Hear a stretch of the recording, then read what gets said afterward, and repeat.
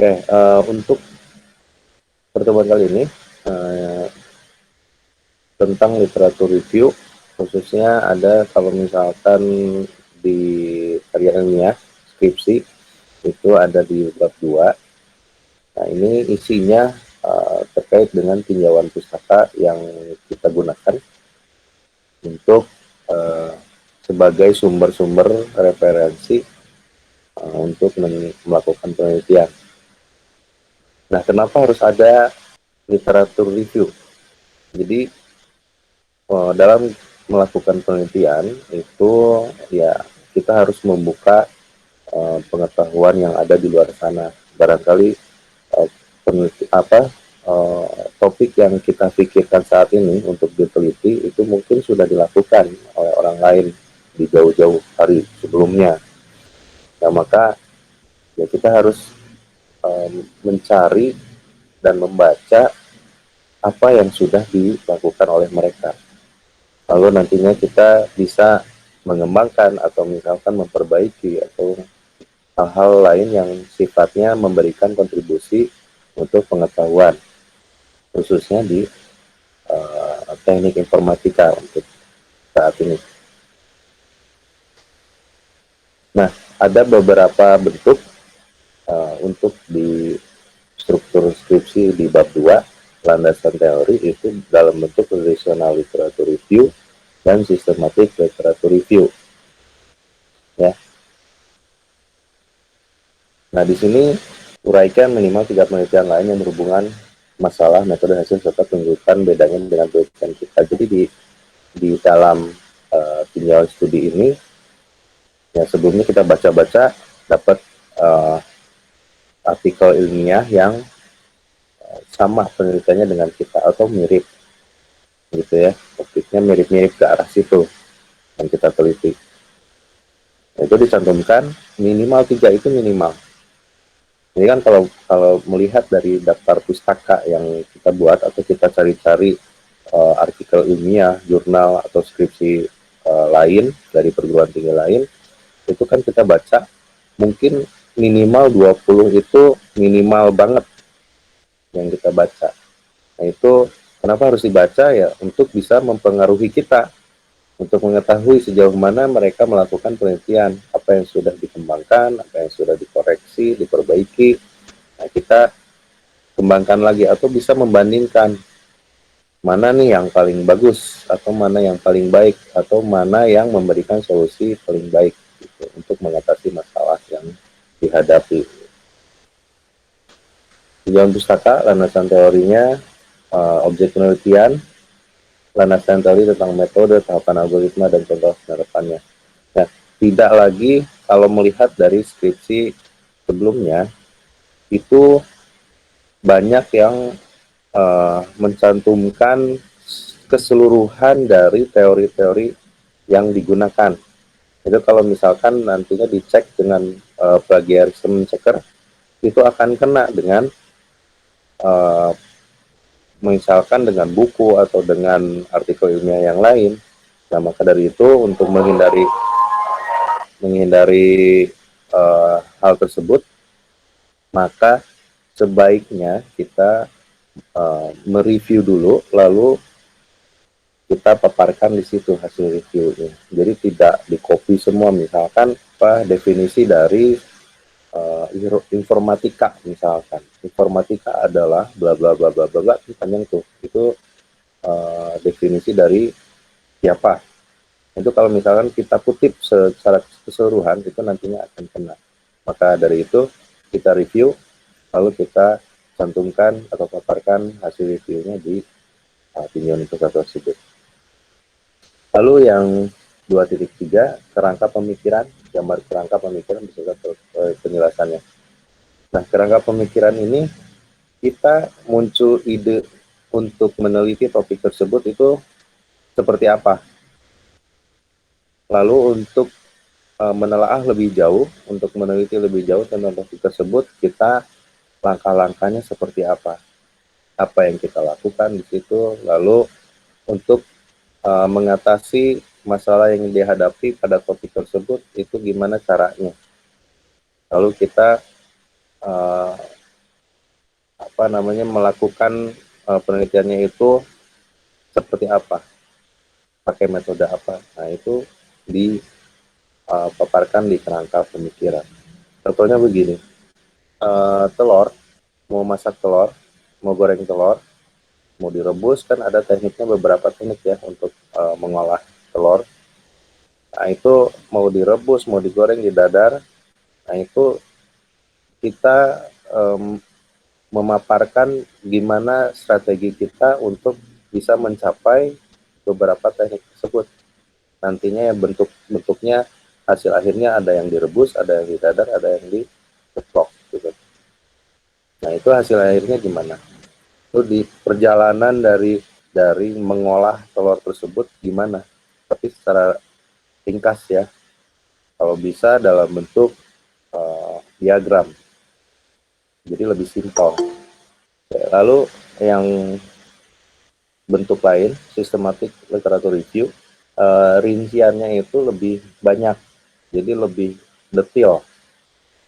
Yang pertama, introduction, review method, research question, search strategy, study selection, data extraction, study quality assessment, data synthesis, proof to validity, research analysis, RT1, TN, resultnya jadi seperti apa, dan summary.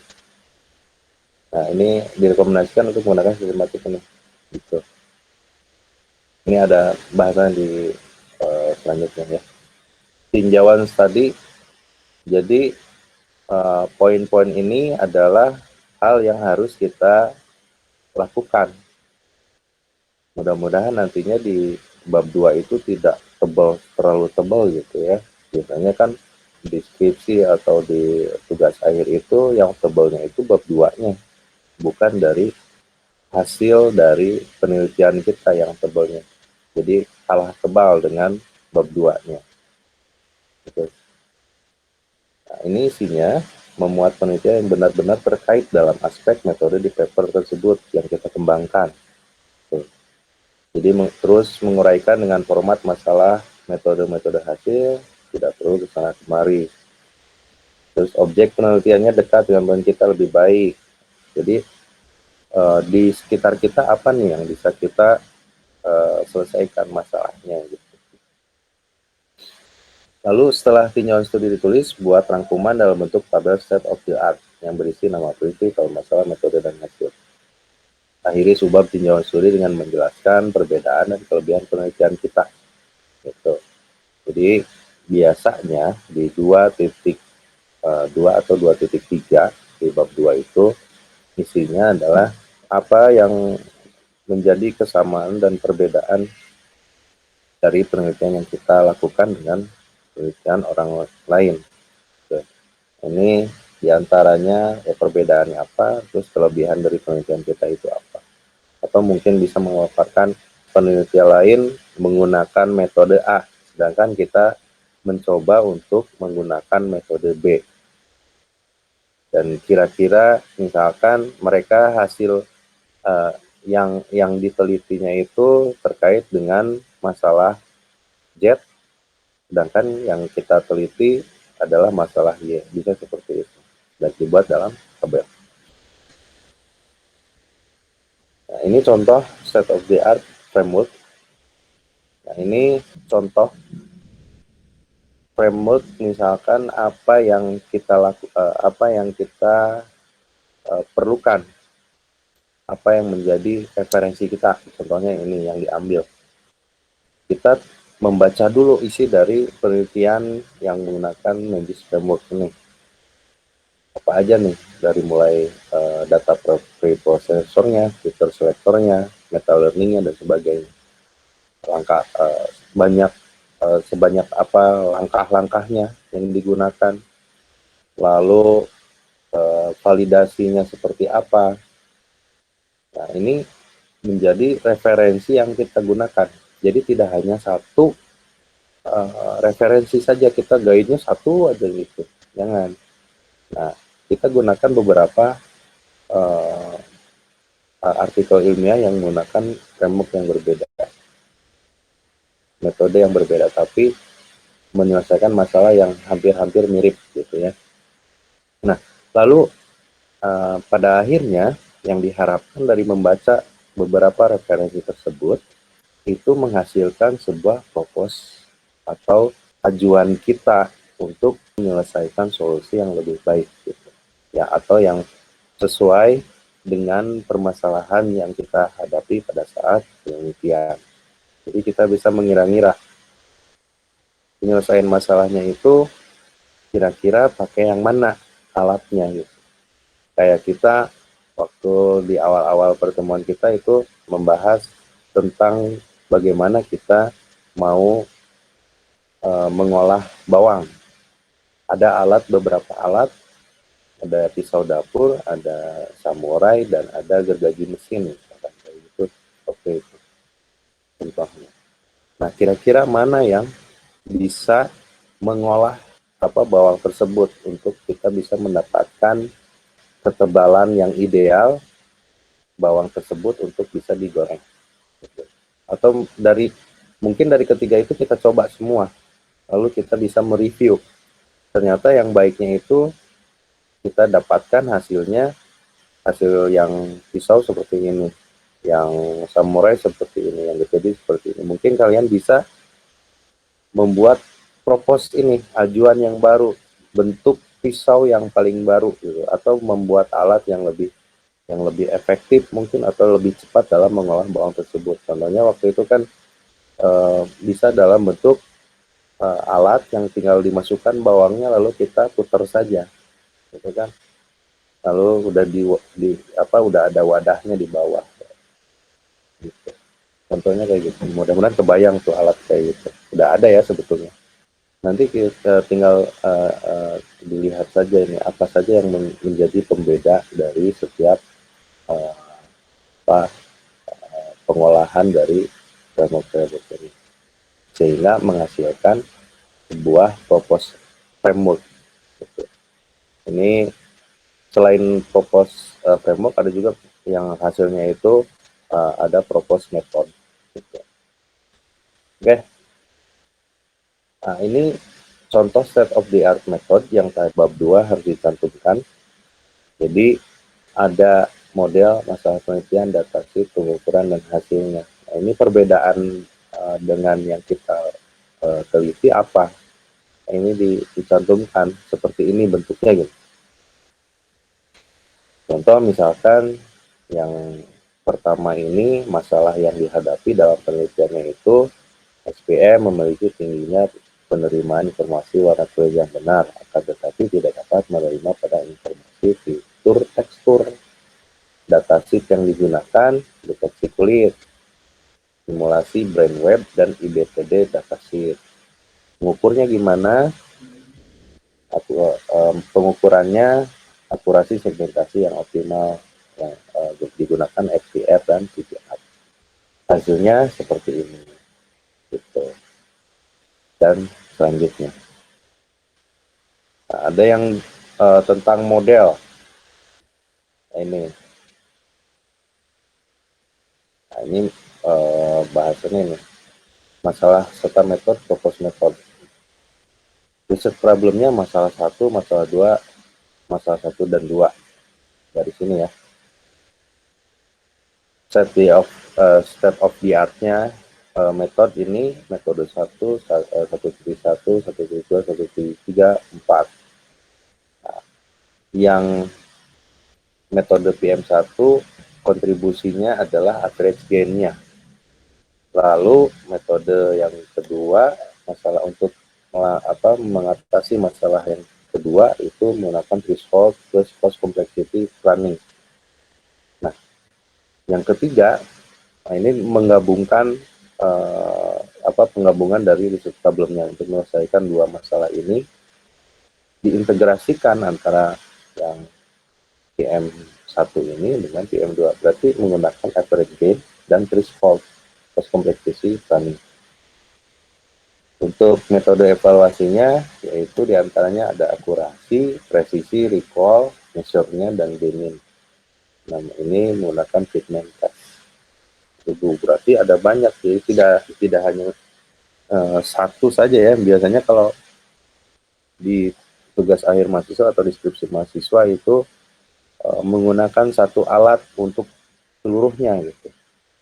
Nah, bagusnya kan untuk menyelesaikan masalah dari yang contoh di sini kan masalah satu dan masalah dua gitu ya. Menggunakan untuk kontribusinya itu menggunakan average gain hasilnya gitu ya. Terus threshold cost complexity planning yang keduanya. Lalu nanti ada mengevaluasi lagi. Kebanyakan kalau di mahasiswa itu ada yang pakai white box dan black box. Nah, ini kita membuka pengetahuan kita lagi bahwa ada banyak untuk melakukan evaluasi metode untuk mengevaluasi hasil dari yang kita dapatkan dalam penelitian, apakah nantinya hasilnya itu valid atau tidak gitu. Kalau di mata kuliah statistik itu kan banyak cara dari mengolah data-data tersebut, dilihat dari reliability-nya, dari validity-nya dan sebagainya, banyak tuh. Lalu tinjauan pustaka yang lainnya memuat apa yang ada di judul. Contohnya, prediksi produksi padi dengan SPM berbasis TSO. Isi tinjauan pustakanya ya diantaranya ini, SPM, TSO, dan produksi padi. Jadi tidak usah semuanya, misalkan nantinya ada diagram, dimasukin lagi ke situ. Misalkan penggunaan diagram flowchart, nah itu dijelasin. Flowchart adalah bentuknya seperti ini, tidak gitu ya. Jadi lebih langsung ke intinya saja. Apa yang kita topiknya apa, yang kita lakukan perintahnya apa, topiknya, lalu nanti cantumkan saja di situ tinjauan pusakanya. Penjelasan harus lengkap, tuntas, dan merangkumkan dari banyak sumber, bukan memindahkan isi satu buku atau publikasi lain ke karya ilmiah kita. Yang saya sebutkan tadi bahwa kita mendapatkan definisi dari pakar, misalkan. Nah, itu dipindahkan semua definisi pakarnya itu. Jangan ya, jadi kita review saja, lalu nanti hasil reviewnya itu dipaparkan di situ. Jadi tidak memindahkan semuanya ke situ. Nah, nanti kalau dipindahkan semua itu bisa kena plagiat nantinya. Algoritma harus berisi tahapan, formula, dan contoh penerapannya. Jadi nantinya dicantumkan di situ algoritmanya apa, seperti apa gambaran dari algoritma yang akan kita terapkan di situ, atau akan kita pasang dalam, atau akan kita coba dalam penelitian kita yang kita tuliskan di situ. Ini lebih ke teknis, gambar dan tabel itu mengikuti dari template-template yang sudah disediakan. Biasanya setiap artikel ilmiah atau skripsi atau tugas akhir itu memiliki template-template yang berbeda gitu. Tapi pada umumnya sama. Contoh misalkan untuk judul gambar itu ditulisnya gambar 2.1. Misalkan ya, kalau ada di bab 2 berarti diawali dengan 2 dulu. Kalau bab 3 berarti 3 titik berapa gitu gambarnya. Nah, ada yang hanya mencantumkan judul ini saja, gambar 2.1 gitu. Nanti di indeks atau di daftar gambar, nah itu dijelaskan di situ. Ada juga yang contohnya misalkan gambar 2.1, gambar diagram sebuah algoritma A, itu dijelaskan gambarnya. Dan biasanya juga ada misalkan kita mengutip dari karya ilmiah orang lain atau buku, itu di bawahnya itu biasanya ditambahkan dalam kurung sumbernya itu dari siapa, biasanya seperti itu. Semua gambar dan tabel harus dinarasikan, harus dideskripsikan dan dijelaskan maksudnya apa. Nah, kita mencantumkan gambar, misalkan gambar alur dari sebuah diagram algoritma. Itu dijelaskan di bawahnya, ada paparan dalam bentuk narasi mendeskripsikan gambar itu apa sih maksudnya gitu. Jadi jangan hanya gambar tok gitu. Yang nantinya maksud dari dinarasikan ini itu supaya pembaca dari penelitian kita itu tidak bayangannya itu kemana-mana atau menerjemahkannya itu kemana-mana. Maka dari itu kita pagari dengan narasi dari deskripsi gambar yang kita cantumkan tadi. Gitu. Ya ini teknis poinnya. Poin yang ini teknis penilaian kalimat, misalnya gambar dari 1 atau tabel 3.4, G dan T-nya harus kapital mengikuti caption dari gambar dan tabel. Ini tergantung template. Ada juga yang menggunakan, kalau misalkan template jurnal internasional IEEE itu menggunakan kapital semua. Namun yang dibedakan huruf pertama saja yang agak besar. Itu beda-beda. Ada juga yang sentence case atau kapitalis each word, setiap awal katanya itu, awal huruf dalam satu katanya itu besar. Ada juga yang seperti itu. Ada yang di bold, ada yang biasa saja tidak di bold, ada yang dimiringkan, itu tergantung template. Lalu ini yang menjadi yang paling utama isinya dalam bab 2 itu kerangka pemikiran kita. Jadi gambaran dari pola pikir kita atau apa yang kita pikirkan dalam penelitian kita itu ada di bab 2 di kerangka pemikiran ini. Maka harus bisa menjelaskan sejelas mungkin supaya yang bacanya itu bisa memahami alur dari pikiran kita. Dan bisa dalam bentuk diagram alurnya itu, atau bisa ditambahkan dengan narasi-narasi yang mendeskripsikan dari kerangka pemikiran kita, pola pikir kita, untuk menyelesaikan masalah yang kita hadapi dalam penelitian. Nah ini penjelasannya ini. Kerangka pemikiran adalah suatu bagan alur yang menghubungkan masalah dan pendekatan penelitian yang dihasilkan dari teori, konsep, model yang ada di landasan teori. Nah, hubungan-hubungannya itu kenapa kita menggunakan teori-teori yang di atas, yang sebelumnya gitu ya, teori-teori, terus dari referensi yang kita gunakan, apa hubungannya dengan yang kita hadapi saat penelitian. Terus kalau ada metode yang kita gunakan, nah seperti apa kira-kiranya yang akan kita gunakan metode tersebut. Ada hubungannya nggak? Jangan-jangan kita salah metode. Terus kerangka pemikiran menjelaskan bagaimana pola pikir dan konsep kita dalam melakukan penelitian, yang seperti yang saya sebutkan tadi. Terus kerangka pemikiran akan menjadi acuan kita dalam menyusun metode penelitian. Kerangka pemikiran bisa digunakan untuk menguji logika penelitian. Nah, ini gunakan format indikator, focus method, objective measurement. Nah, itu dimasukkan juga dalam kerangka pemikiran, bisa dalam bentuk tadi diagram. Harus diuraikan dalam bentuk kalimat yang jelas, detail dan komprehensif yang menjelaskan semua gambar kerangka pemikiran. Nah, seperti yang saya sebutkan tadi, untuk mempertegas dari pola pikir kita bisa ditambahkan dengan dalam bentuk narasi dari deskripsi kerangka pola pikir kita. Nah, ini contoh kerangka pemikiran. Nah, bisa dalam bentuk diagram seperti ini. Indikatornya yang kita gunakan tentang people, iteration, population, generation. Ini contoh orang lain ya, tentang PSO, particle swap optimization, best support vector machine for grain prediction.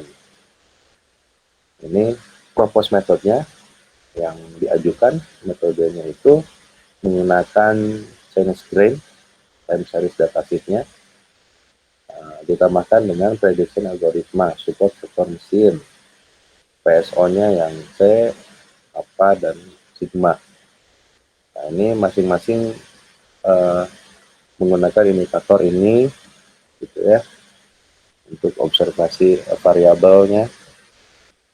Lalu objektifnya yang dituju adalah model akurasi. Lalu measurement good means per error RMSE observe variable. Ini. Nah, contohnya seperti ini. Nah, contoh yang lainnya, principal component analysis based neural network model for stock price prediction. Ini memprediksi harga stok gitu ya.